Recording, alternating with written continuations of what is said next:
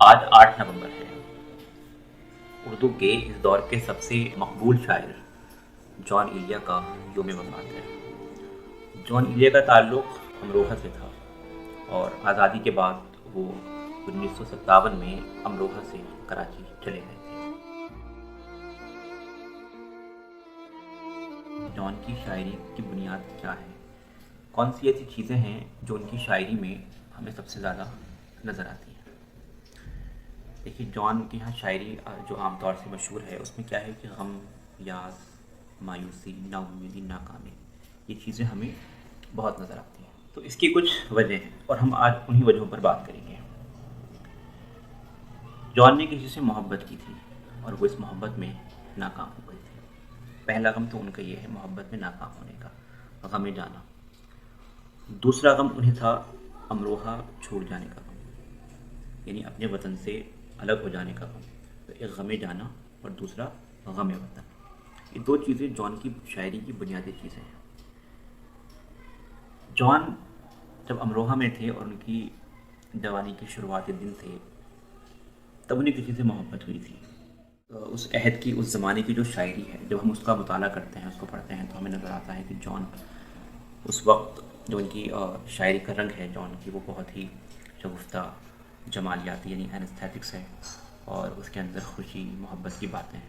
جیسے آپ نے سنا ہوگا کہ ایک مشہور ان کا قطعہ ہے کہ ہے محبت حیات کی لذت، ورنہ کچھ لذت حیات نہیں، وہ اجازت تو ایک بات کہوں، وہ مگر خیر کوئی بات نہیں۔ یا شرم، دہشت، جھجک، پریشانی، ناز سے کام کیوں نہیں لیتی آپ، وہ جی مگر یہ سب کیا ہے، تم میرا نام کیوں نہیں لیتی۔ تو یہ وہ دور ہے جب جان اور وہ جن سے محبت کرتے تھے، ان کے محبوبہ وہ ساتھ ساتھ تھے۔ تو اس دور کی جتنی شاعری ہے سب کا رنگ یہی ہے۔ پھر جیسے کہ اکثر ہوتا ہے کہ محبت میں ناکامی ہی ملتی ہے عام طور سے، جان کے ساتھ بھی یہ واقعہ پیش آیا اور وہ محبت میں ناکام ہو گئے۔ تو جب وہ وقت آیا کہ ان کی محبت کی بات، ان کا رشتہ کہیں اور طے ہو گیا، تو جان کہتے ہیں کہ ابھی جب مدتوں کی بعد اس کا سامنا ہوگا، سوائے پاس آداب تکلف اور کیا ہوگا، ہمارے شوق کے آسودہ و خوشحال ہونے تک تمہارے آرزو گیسو کا سودا ہو چکا ہوگا۔ ہنسی آتی ہے مجھ کو مصلحت کے ان تقاضوں پر کہ اب ایک اجنبی بن کر اسے پہچاننا ہوگا۔ یہ ایک ٹرننگ پوائنٹ ہے، یہ وہ وقت ہے، وہ دور ہے جب جان کی شاعری کے جو دھارے ہیں، جو رنگ ہے، وہ یکایک تبدیل ہو جاتا ہے۔ پہلے جہاں ان کے یہاں محبت کے پھول کھل رہے تھے، اب ان کی زندگی میں غموں کے کانٹے بچھنے شروع ہو گئے تھے۔ شاید انہیں یہ احساس نہیں تھا کہ وہ جس سے اب بچھڑ رہے ہیں، اس سے بچھڑنے کا جو درد ہے اور وہ تکلیف ہے، وہ آگے بڑھ کر مزید شدید ہوتی جائے گی۔ پھر وہ وقت بھی آیا جب جان کی محبت ہمیشہ ہمیشہ کے لیے کسی اور کے حوالے کر دی گئی۔ جان نے اس کا شدید غم اٹھایا، تکلیف اٹھائی، اور ان کے نام ایک نظم ہے ان کی، فارحہ، اور انہوں نے اپنی محبوبہ کا نام فارحہ رکھا، حالانکہ یہ ان کا اصل نام نہیں ہے، یہ ایک فرضی نام ہے جو جان نے رکھا ان کا۔ تو ان کی جب شادی ہو گئی ہے، اس شادی کے موقع پر جان نے ایک نظم کہی جو بڑی درد انگیز ہے، بڑا اس میں سوز و گداز ہے، بڑی تکلیف اس میں ہمیں نظر آتی ہے۔ جان کہتے ہیں کہ ساری باتیں بھول جانا فارحہ، تھا وہ سب کچھ ایک فسانہ فارحہ، پیشکش میں پھول کر لینا قبول، اب ستارے مت منگانا فارحہ۔ تو یہ نظم جان نے اس وقت لکھی جب ان کی محبت کسی اور کے حوالے ہو گئی۔ حالانکہ اس کے بعد جان نے ایک اور ان کی مشہور غزل ہے کہ جب وہ دونوں الگ ہو رہے ہیں تو انہوں نے کہا کہ ہم اس طرح الگ ہو جائیں، کوئی دشمنی نہ ہو آپس میں۔ تو وہ جو ایک نظم ہے ان کی کہ نیا ایک رشتہ پیدا کیوں کریں ہم، بچھڑنا ہے تو جھگڑا کیوں کریں ہم، ہماری ہی تمنا کیوں کرو تم، تمہاری ہی تمنا کیوں کریں ہم، خاموشی سے ادا ہو رسم دوری، कोई हंगामा बर्पा क्यों करें हम। बस इसके बाद जॉन की शायरी में आप देखेंगे कि गम ही गम है, यास है, मायूसी है।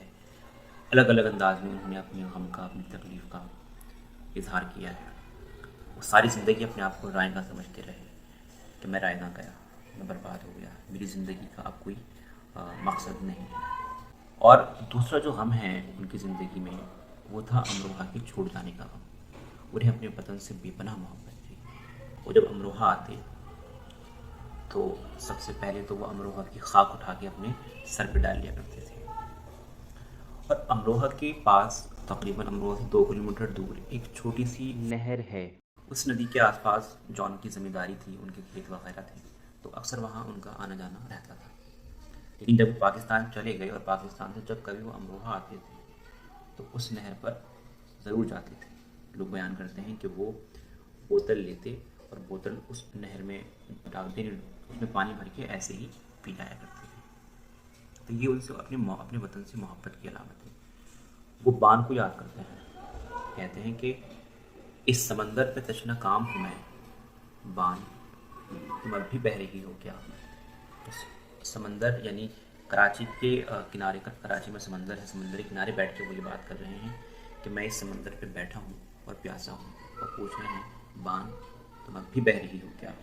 तो बान जो एक तरह से उन्होंने इसे इख्तियारी के तौर पर इस्तेमाल किया, एक मेटाफर के तौर पर इस्तेमाल किया है कि वो उससे अपने वतन अजीज़ की जो मोहब्बत है उसका इजहार करते हैं और कहते हैं अपने वतन को याद करते हुए, हम तो जैसे यहाँ के थे ही नहीं, धूप थे साहिबा के थे ही नहीं, वो तेरी खाक आस्तां पे सलाम, हम तेरे आस्तां के थे ही नहीं।